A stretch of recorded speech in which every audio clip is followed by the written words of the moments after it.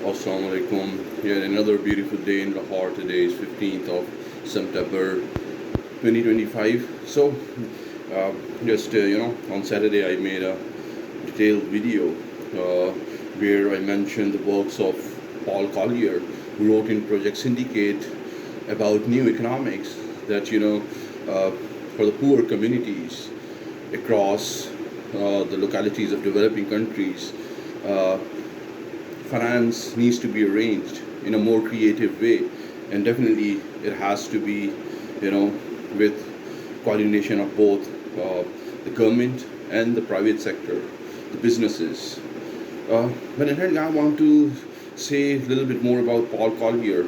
I met the gentleman in Amsterdam in Conflict Conference, where I presented my PhD thesis chapter on India-Pakistan peace process.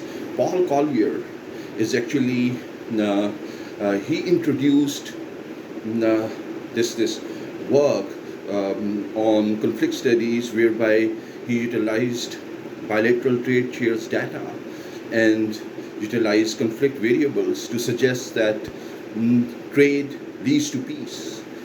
It was an excellent empirical work. Paul Collier is actually an expert in conflict studies, and he has published intensively in the Journal of Conflict Resolution, which is the best journal of political economy, and especially for conflict studies. It is the same. My PhD thesis was influenced by the works at Harvard Business School and Harvard University Political Economy Department, Kennedy School of Governance, especially the works of Danny Roderick, who did an intensive institutional analysis to suggest that rule of law should matter. It is the justice system that really contributes to sustainable economic growth. Whereas the works of Paul Collier was the basics for my PhD thesis chapter on conflicts mitigation process between India and Pakistan. So that trade leads to peace is inherently the idea that is motivated from the works of Professor Paul Collier.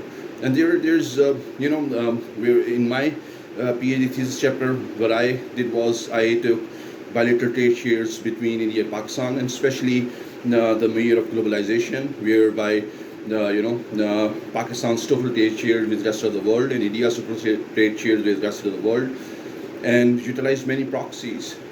So this is my the universities in the modern world, in the Western world, are use state-of-the-art research methodologies and introduce new research teams. And that is specifically, coming back to Asia as well, especially for Pakistan. Pakistani universities, especially by utilizing primary data methodologies, qualitative data methodologies, are incorporating research studies that are quite state-of-the-art as well. Especially, in management sciences program, that when I was for 7 years at University of Management Science and UMT, University of Management and Technology, I was in economics department, chair of economics department, professor at economics department. Then it was in a business school.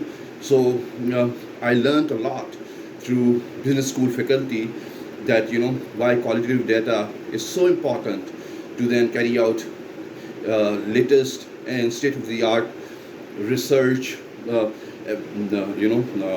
thesis or research work.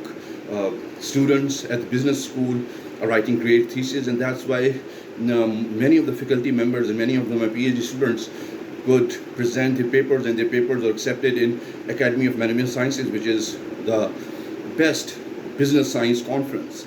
So it's just like to really acknowledge the works of Harvard University faculty, Oxford University faculty, and then there are so many other universities like MIT, Yale University, Chicago University, or Cambridge University, and then especially many universities in Europe, Erasmus University faculties, as well as really working on innovative research themes.